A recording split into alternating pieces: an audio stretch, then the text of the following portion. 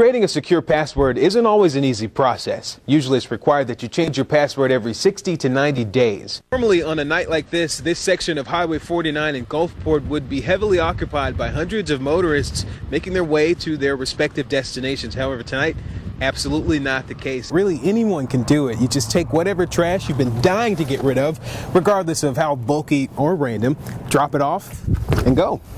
So it's simple, have your fun, but play it safe and be smart. Besides, who wants to bring in the first night of the new year in the emergency room? We've all heard the one about looking into a broken mirror. Then there's the one that says you should never walk underneath a ladder. The point the Humane Society of South Mississippi is trying to make is that ruling an animal out because of a superstition is ridiculous. Last week you had the Gulfport Music Fest. This week you have this. What's going to be next, Terrance?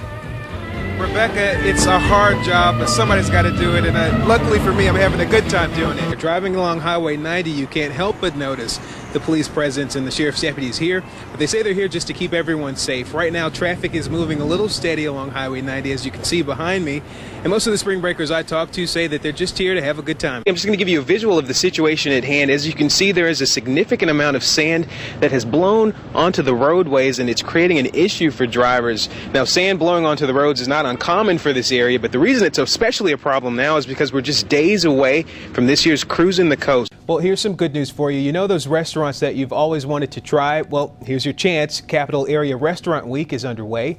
28 restaurants in mid-Michigan are participating. For $25 a person or a couple, depending on the restaurant, you can enjoy a 3-course meal.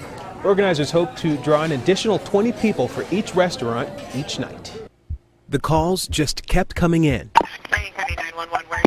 County 911, where's your emergency? The chilling 911 recordings have been released, painting a clearer picture of the chaos from last Wednesday night in Ionia County. Ma'am, we have help on the way, okay? Hurry up! We have help on the way. They're coming as fast as they can. Oh my God, just hurry! Ma'am, they're coming. Okay. Okay? Yes, hurry. The panic you're hearing is the plea of residents in that area hoping to defuse the situation. The men were perfect strangers, but as fate would have it, they're now forever tied because of a decision that can't be reversed. Witnesses told police that one of the drivers was riding closely behind the other. That's when the pair pulled over into a car wash. Right in front of Atcor, or the car wash. Yep. Here in Ionia. Yes. A confrontation took place outside the vehicle, and handguns were eventually drawn and shots were exchanged. Legally, both men were allowed to carry their weapons. However, many have said that in this situation, it shouldn't have come to that. In either case, these families now have to deal with the fact that they will never see their loved ones again.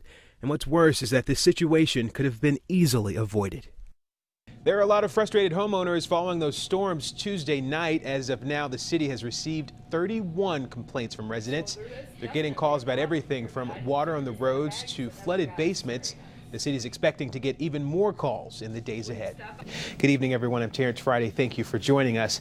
It's been a long time coming as the city faces $18 billion in debt accumulated over the last 2 decades. About 100 protesters carried signs and chanted, "We want justice," as a federal judge ruled Detroit can move forward with bankruptcy. We can't think that bankruptcy is the worst thing that ever happened to us. It can help us now because it will allow us once again to deal with the things that should have been dealt with over the last 20 or 30 years. A financial mess of historic magnitude. The city's emergency financial manager says his team is negotiating with creditors and will work the holidays to hammer out a reorganization plan by the new year. This eligibility ruling, I likened it to taking a very long trip. We had our map out. We had the tank full of gas and the car was in the driveway. We're now heading down the road. But we've got a long road ahead. A long road ahead with more cuts that could cause more pain for the city's retirees. The judge ruled today their pensions are still on the table. Detroit's pension fund is short by $3.5 billion. I think that's something that certainly the governor and the team is very cognizant of when somebody has worked hard all their life and you count on that. I think that's going to be part of this process moving forward, is how everybody can work together to really minimize the impact as much as possible. The murder trial of George Zimmerman begins this this week. A jury of 6 women selected last week will hear opening arguments tomorrow. On Sunday, the defense team announced that co-counsel Don West will deliver the opening statement. Lead attorney Mark Amara has been the most visible and vocal of Zimmerman's lawyers thus far in the case. The defense says the statement should take between 1 and 2 hours. Zimmerman is charged with second-degree murder for the shooting death of 17-year-old Trayvon Martin.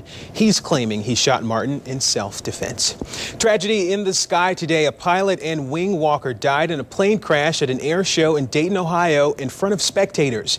Deidre Bryant has more, but we do want to caution you the crash video may be disturbing to some of our viewers. A Biloxi man is in jail tonight charged with making death threats on Facebook. 20-year-old Byron Miller has been charged with cyber stalking. Police say an investigation revealed that Miller had threatened to kill a 17-year-old and her parents on Facebook and another website. Well, we have an update on a story we told you about earlier today. Authorities have released the identity of the woman who led several law enforcement agencies on a high-speed chase throughout the city of Biloxi.